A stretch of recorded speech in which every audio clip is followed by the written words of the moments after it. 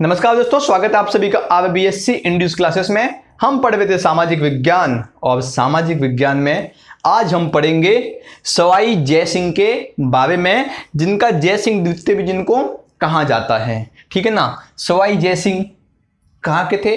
आमेर जयपुर के थे। ठीक है ना। सवाई जय सिंह का जो शासनकाल था वो 1699 से लेके 1743 तक इनका शासनकाल चला। तो आज हम इन्हीं के बारे में, सवाई जय सिंह महाराज के बारे में ही सब कुछ पढ़ने वाले हैं, इनका इतिहास हम देखने वाले हैं। ठीक है ना। देखिए, जो आमेर के शासक थे जिनका नाम था बिशन सिंह जी, बिशन सिंह जी के दो पुत्र हुए। बड़े पुत्र का नाम हुआ विजय सिंह जी और जो दूसरा पुत्र हुआ जो कि छोटा था उसका नाम हुआ जय सिंह जी। वापस से, बिशन सिंह जी के दो पुत्र हुए। बड़े पुत्र का नाम विजय सिंह जी और छोटे पुत्र का नाम जय सिंह जी। जो विजय सिंह जी थे उनका जन्म हुआ 3 सितंबर 1688 में। विजय सिंह जी का जन्म कब हुआ? 3 सितंबर 1688 में। और आप इस चीज को याद रखना क्योंकि विजय सिंह जी ही आगे चल के जय सिंह बने और हम जय सिंह का ही इतिहास पढ़ रहे हैं। मतलब जय सिंह के जो बचपन का नाम था वो क्या था? विजय सिंह जी। ये भी बात आपको एग्जाम में पूछ सकता है। ठीक है ना। तो विजय सिंह जी का जन्म हुआ, मतलब जय सिंह जी का जन्म हुआ 3 सितंबर 1688 में। तो भाई इनके नाम कैसे बदल गए? भाई विजय सिंह जी का जन्म हुआ 3 सितंबर 1688 में। हम पढ़े हुए जय सिंह जी का इतिहास, तो नाम कैसे बदल गए? क्या कंफ्यूजन है? तो आगे देखिए, आगे बढ़ते हम। देखिए क्या हुआ कि जो बिशन सिंह जी थे, जब इनके दोनों पुत्र छोटे थे तो इन दोनों पुत्रों को लेकर चले गए एक दिन औरंगजेब के दरबार में। जो मुगल शासक औरंगजेब थे, उनके शासन में, उनके दरबार में बिशन सिंह जी अपने दोनों पुत्रों को लेके चले गए। बिशन सिंह जी को, मतलब जो इन दोनों को लेके गए तो औरंगजेब इन दोनों पुत्र से मिला, इन दोनों लड़कों से मिला और औरंगजेब ने विजय सिंह जी से भी मिला और जय सिंह से भी मिला। तो औरंगजेब को विजय सिंह जी जो है काफी भाग गए और विजय सिंह जी को देखते ही औरंगजेब को मिर्जा राजा जय सिंह की याद आ गई। तो विजय सिंह जी का औरंगजेब ने नाम कर दिया जय सिंह। विजय सिंह जी का औरंगजेब ने नाम रख दिया जय सिंह और जय सिंह का नाम रख दिया विजय सिंह। मतलब दोनों भाइयों का नाम बदल दिया। इस बात को आप याद रखना। ठीक है ना। सवाई जय सिंह का असली नाम क्या था? विजय सिंह। और उनके छोटे भाई का नाम था जय सिंह, लेकिन औरंगजेब ने विजय सिंह को जय सिंह कर दिया और जय सिंह को विजय सिंह कर दिया। ठीक है ना। जब जय सिंह और विजय सिंह जी, इनके पिता मतलब बिशन सिंह जी की मृत्यु हुई। मृत्यु कब हुई? 1699 में। 1699 में इनकी मृत्यु हो गई। तो बिशन सिंह जी का बड़ा लड़का था विजय सिंह जी। तो सीधी सी बात है, अब कछवाहा वंश के अगले राजा आमेर के शासक कौन बनेंगे? जय सिंह ही बनेंगे। तो जय सिंह बन गए 19 दिसंबर 1699 में आमेर के शासक। आमेर के शासक बनते ही, देखिए ये 1699 में तो आमेर के शासक बन ही गए। आगे चल के टाइम बीता, वक्त बीता और करीबन 8 साल के बाद फरवरी 1707 में औरंगजेब की भी मृत्यु हो ही गई। औरंगजेब की मृत्यु होने के बाद काफी जो है बदलाव हुआ सब जगह, क्योंकि औरंगजेब एक मुगल वंश का बहुत ही शक्तिशाली शासक था। तो उसके शासनकाल में काफी ठीक चल रहा था, लेकिन औरंगजेब की मृत्यु के बाद जो मुगल शासक था उसमें भी बहुत कुछ उलट फेर होने लगे। भारत के जो अन्य जो राजा थे वो भी औरंगजेब की मृत्यु के बाद आजाद होने लगे। तो इस प्रकार से जो है सब कार्यक्रम चलने लगा। औरंगजेब की मृत्यु के बाद क्या हुआ कि औरंगजेब के थे 4 पुत्र। पहले पुत्र का नाम था मुअज्जम, दूसरे का नाम था आजम और तीसरे का नाम था कामबख्श और चौथे का नाम था अकबर। हम जब पढ़ रहे थे औरंगजेब का इतिहास तो मैंने आपको बताया था कि अकबर जो था वो तो भाई चला गया। पहले मराठा राजा शिवाजी के पुत्र, छत्रपति शिवाजी के पुत्र शाहू महाराज के पास गया। शाहू महाराज को संरक्षण दिया, लेकिन औरंगजेब वहां पे भी आ गया। तो उसके बाद जो अकबर था वो तो देश छोड़ के चला गया पारस और वहीं पे उसकी मृत्यु भी हुई थी। तो अकबर तो भाई शासक बन नहीं पाया मुगल सत्ता का। और जो दूसरा पुत्र था कामबक्श, कामबक्श की शासन बनने में इतनी कुछ इंटरेस्ट था नहीं, उसको कुछ इतनी इच्छा नहीं थी कि वो शासक बने, शासन संभाले। अभी पीछे दो बचे मुअज्जम और आजम, ये दो पीछे बचे कि भाई इन दोनों को शासक तो बनना है। अभी मुअज्जम और आजम में मुगल वंश का अगला शासक बनने के लिए क्या होने लगी, लड़ाई होने लगी, झगड़े होने लगे। तो मुअज्जम और आजम के बीच में 1707 में जाजाऊ के मैदान में, जाजाऊ का मैदान कहां पे आया, उत्तर प्रदेश में जो आगरा है उस आगरा के आसपास ही, उसके नजदीक ही आया जाजाऊ का मैदान। तो उसी जाजाऊ के मैदान में इन दोनों भाइयों का, मुअज्जम और आजम का, होने लगा युद्ध। मुअज्जम के साथ आ गए विजय सिंह, ये वाले पुत्र आ गए मुअज्जम के साथ, और आजम के साथ आ गए जय सिंह, ये वाले आ गए। तो मुअज्जम के साथ विजय सिंह जी थे और आजम के साथ जय सिंह जी थे।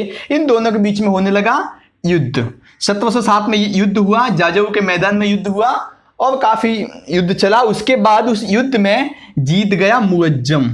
मुअज्जम की क्या हो गई, विजय हो गई, और मुअज्जम अगला शासक बन गया, मुगल शासक।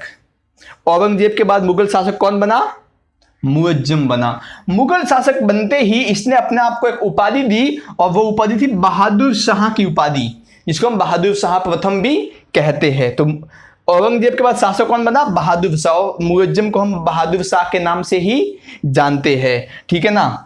शासक बनने के साथ साथ मुअज्जम या बहादुर शाह ने अभी जो आमेर था, उस आमेर का शासक बना दिया विजय सिंह को। जय सिंह को हटा दिया शासक, आमेर से बना दिया, विजय सिंह को शासक बना दिया, आमेर का शासक बना दिया। शासक बनाने के बाद बहादुर शाह ने आमेर का नाम बदल के कर दिया इस्लामाबाद। उसके बाद इस्लामाबाद का भी नाम बदल के कर दिया मोमिनाबाद। किसका, आमेर का नाम, ठीक है ना। इतना हो गया। अभी देखो उसके बाद भाई जय सिंह कहा जाएगा, तो सीधी सी बात है, बहादुर शाह ने जय सिंह और जोधपुर मारवाड़ के एक शासक थे अजित सिंह जी, उनकी भी सत्ता जो है चली गई थी हाथ से। तो इन दोनों को, जय सिंह और अजित सिंह जी को, बहादुर शाह ने सूबेदार बना दिया। सूबेदार मतलब कह सकते हो कि एक तरह से किसी प्रांत का संरक्षक है, वहां पर देख रेख करेगा वो सूबेदार, ठीक है। सूबेदार से आप मतलब सरदार समझ सकते हो। तो बहादुर शाह ने जय सिंह और अजित सिंह को, दोनों को क्या बना दिया, सूबेदार। आगे चल के जय सिंह और अजित सिंह की अच्छी मित्रता होगी, दोनों राजपूत राजा थे। तो अब ये दोनों मिलके, अजित सिंह जी और जय सिंह जी दोनों मिलके चले गए मेवाड़। मेवाड़ में जाके मिले अमर सिंह द्वितीय से, मेवाड़ के राजा अमर सिंह द्वितीय से जाके मिले, और जय सिंह और अजित सिंह जी को दोनों को अपना शासक, जो अपना राज्य था वो वापस चाहिए था। तो इनसे मदद मांगने के लिए चले गए अमर सिंह द्वितीय के पास, मेवाड़ चले गए। अमर सिंह द्वितीय ने जय सिंह की सहायता करने के लिए जय सिंह के समक्ष एक शर्त रख दी, कंडीशन रख दी। क्या कंडीशन रखी, अमर सिंह ने जय सिंह से कहा कि जय सिंह मेरी पुत्री, मतलब अमर सिंह की पुत्री चंद्रकुंवरी से विवाह करेगा। क्या, अमर सिंह ने जय सिंह के सामने कंडीशन रखी, एक शर्त रखी। क्या रखी कि जो जय सिंह है वो जय सिंह जी चंद्रकुंवरी, जो कि अमर सिंह जी की पुत्री थी, उनसे विवाह करेगा, शादी करेगा, और चंद्रकुंवरी से जो लड़का पैदा होगा वो आमेर का अगला शासक बनेगा, ठीक है। ये कंडीशन रखी। इसके अलावा अगर लड़की पैदा हुई तो अगर लड़की पैदा हुई तो उस लड़की की विवाह, उस लड़की की शादी मुगलों के साथ नहीं कराई जाएगी। ये कंडीशन रखी अमर सिंह ने जय सिंह के साथ। क्या कंडीशन रखी कि पहले तो उसकी पुत्री से शादी करनी पड़ेगी जय सिंह को, अगर उस पुत्री से लड़का पैदा हुआ तो उसको आमेर का शासक बनाना पड़ेगा, लड़की पैदा हुई तो मुगलों के साथ उसका विवाह नहीं होगा। ये कंडीशन रख दी। अभी अमर सिंह ने जय सिंह और अजित सिंह जी की अच्छी खासी सहायता की, तो उस सहायता का पता चल गया बहादुर शाह का। क्योंकि बहादुर शाह और अमर सिंह, मतलब मेवाड़ के जो शासक अमर सिंह जी थे, जो महाराणा प्रताप थे, उनके अमर सिंह जी और मुगलों के बीच में एक अच्छी सम्मानपूर्वक संधि हुई थी। तो एक तरह से कह सकते कि मेवाड़ भी उस समय जो था मुगलों के अधीन ही था, ठीक है ना। तो अमर सिंह जी से बहादुर शाह नाराज हो गए, लेकिन नाराज होकर करते भी क्या, ठीक है ना। तो बाद में उनको अमर सिंह जी को माफ भी कर दिया बहादुर शाह ने।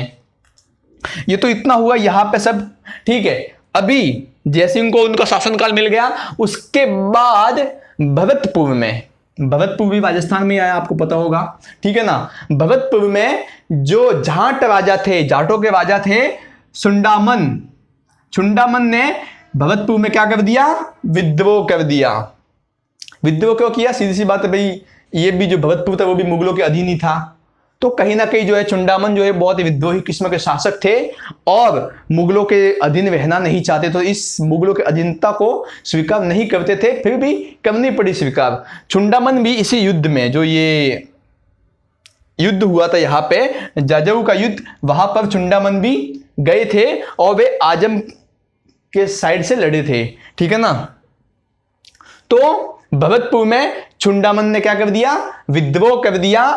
तो 1722 में जयसिंह ने, मतलब रंगीला जो कि मुगल दरबार का एक व्यक्ति था, रंगीला ने जयसिंह को भेज दिया इस चुंडामन के विद्रोह को दबाने के लिए, कुचलने के लिए। तो जयसिंह ने जाके क्या किया कि जो बदन सिंह था, बदन सिंह कौन था, चुंडामन का भतीजा था। बदन सिंह कौन था, चुंडामन का भतीजा, मतलब कि चुंडामन के बड़े भाई थे, उनका लड़का था बदन सिंह। तो जयसिंह ने जाके सबसे पहले बदन सिंह को उसने बहलाया फुसलाया और अपनी साइड कर लिया। तो बदन सिंह को लालच देके जयसिंह ने अपनी ओर कर लिया। तब ये दोनों, जयसिंह और बदन सिंह दोनों एक हो गए और धावा बोल दिया चुंडामन पर, और चुंडामन की उस युद्ध में क्या हो गई, हार हो गई, पराजय हो गई। तो उसके बाद चुंडामन को भी उन्होंने राज्य से निकाल दिया, बाहर खदेड़ दिया राज्य से, ठीक है ना। जयसिंह जो है बदन सिंह जी से काफी प्रसन्न हुए, खुश हुए बदन सिंह से। तो जयसिंह जी ने बदन सिंह को ब्रिजराजा की उपाधि दी। ब्रिजराज किसकी उपाधि दी, ब्रिजराज की उपाधि से बदन सिंह को नवाजा। और इसके साथ ही भरतपुर में एक क्षेत्र है डिग, उस डिग की जागीर भी बदन सिंह को जयसिंह ने दे दी, ठीक है ना। अभी जो जयसिंह ने ये सब काम किया, चुंडामन का विद्रोह दबाया वगैरह, इतना जो सब काम किया, तो इससे यहां पे जो बहादुर शाह था, वो बहादुर शाह जयसिंह जी से काफी खुश हो गए, है कि नहीं। बड़ी सफलतापूर्वक चुंडामन के विद्रोह को दबाया कुचला। तो बहादुर शाह जयसिंह जी से काफी प्रसन्न हो गए, खुश हो गए, और खुशी के मारे उन्होंने जयसिंह को राजराजेश्वर श्री राजाधिराज सवाई की उपाधि प्रदान की। राजेश्वर श्री राजाधिराज सवाई की उपाधि क्या की, प्रदान की। किसने की, बहादुर शाह प्रथम ने। एक बात और यहाँ पे मैं आपको बताना चाहूंगा, जो सवाई है, ये सवाई की उपाधि तो औरंगजेब ने ही दी थी, सवाई की उपाधि तो औरंगजेब से ही मिली हुई थी, लेकिन राजराजेश्वर श्री राजाधिराज सवाई की उपाधि बहादुर शाह से मिल गई थी। तो ये सब पूरा इतना हो गया जयसिंह जी का संघर्ष, उनके शासन में उन्होंने संघर्ष किया, वो उसका कुछ हिस्सा, उसका कुछ परिचय मैंने आपको यहां पे दिया है। जयसिंह जी एक हिंदू थे और उनकी हिंदू धर्म में बड़ी आस्था थी, बड़े वैदिक व्यक्ति थे, बड़े ही धार्मिक व्यक्ति थे, हिंदू धर्म में बड़ी आस्था थी। तो उन्होंने कई प्रकार के काम भी किए, कई प्रकार ग्रंथ भी लिखे, उनकी बहुत सारी उपलब्धियां भी हैं। वो कौन कौन सी उपलब्धियां हैं हम देख लेते हैं। तो 1725 में जयसिंह जी ने जो नक्षत्र होते हैं, नक्षत्र की गति होती है, नक्षत्र किस गति से चलते हैं, किस स्पीड से चलते हैं नक्षत्र, उन नक्षत्रों की गति मापने के लिए, स्पीड मापने के लिए 1725 में जयसिंह ने शुद्ध सारणी का निर्माण करवाया। उस सारणी के माध्यम से उनको पता चलता था कि कौन सा ग्रह किस स्पीड से या किस गति से चलता है, ठीक है ना। ज्योतिष विद्या में उनको काफी इंटरेस्ट था, काफी रुचि थी जयसिंह जी को। तो ज्योतिष विद्या पर उन्होंने ग्रंथ लिख दिया जिसका नाम था ज्योतिष कारिका।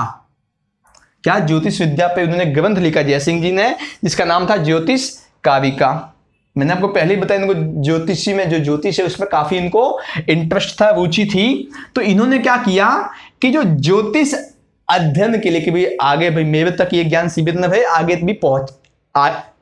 आगे भी आने वाली पीढ़ियों को ये ज्ञान मिल सके, इसीलिए इन्होंने 5 ज्योतिष अध्ययन की वेधशालाओं का निर्माण करवाया। कितनी? 5 ज्योतिष अध्ययन की वेधशालाओं का निर्माण करवाया।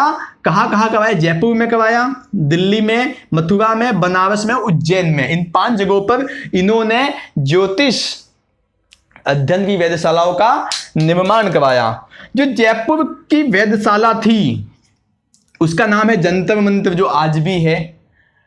और इन 5 में सबसे बड़ी वेधशाला कौन थी? जंतर मंतर ही थी, जो कि 2010 में, जो 2010 गया, आज से ठीक 10 साल पहले 2010 में यूनेस्को ने जंतर मंतर को विश्व धरोहर की सूची में शामिल किया। यूनेस्को एक संगठन है जो विश्व में प्राचीन जो वस्तुएं रहती है, जो इमारतें रहती है, उनको विश्व धरोहर में रखता है, ताकि आगे आने वाले समय के लिए वो संरक्षित रह सके और आगे आने वाली पीढ़ियों को भी वो देख सके। तो यूनेस्को ने इसको विश्व धरोहर की सूची में शामिल किया और कहा कि ये अब से विश्व धरोहर है, विश्व की संपत्ति है, सिर्फ भारत की संपत्ति नहीं, विश्व की संपत्ति है। मतलब समझ जाइए मैं क्या कहना चाहता हूं यहाँ पे।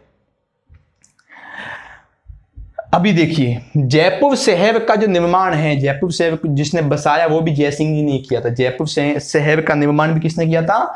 जयसिंह जी ने ही किया था। जयपुर का जो प्राचीन नाम था वो था जयनगर। जयनगर को जयपुर बनाने का काम किसने किया? जयसिंह जी ने किया।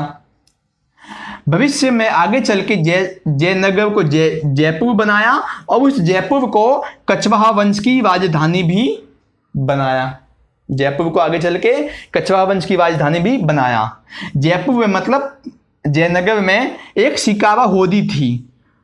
उस सिकावा होदी मतलब इमारत थी, सिकावा होदी उस नाम में, उस इमारत का नाम है सिकावा होदी। तो उस सिकावा होदी को उन्होंने बादल महल में बदला, उस बादल महल का निर्माण करवाया सिकावा होदी की जगह पर।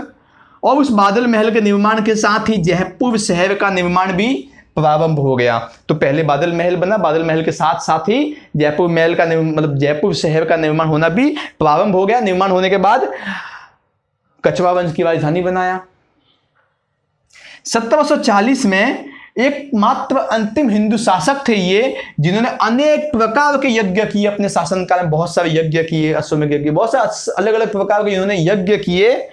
और जो ब्राह्मण यज्ञ करने आते थे, दूर दूर से ब्राह्मण यज्ञ करने आते थे, उनकी सुरक्षा को देखते हुए ब्राह्मणों की सुरक्षा के लिए इन्होंने जल महलों का निर्माण करवाया। जल महल मतलब पानी के अंदर महलों का निर्माण करवाया, ताकि वहां पर कोई इतनी आसानी से पहुंच ना सके। और बाकी सेना वेना सुरक्षा के लिए तो रहेगी ही रहेगी, ठीक है ना। तो ब्राह्मणों की सुरक्षा के लिए जल महलों का भी निर्माण करवाया।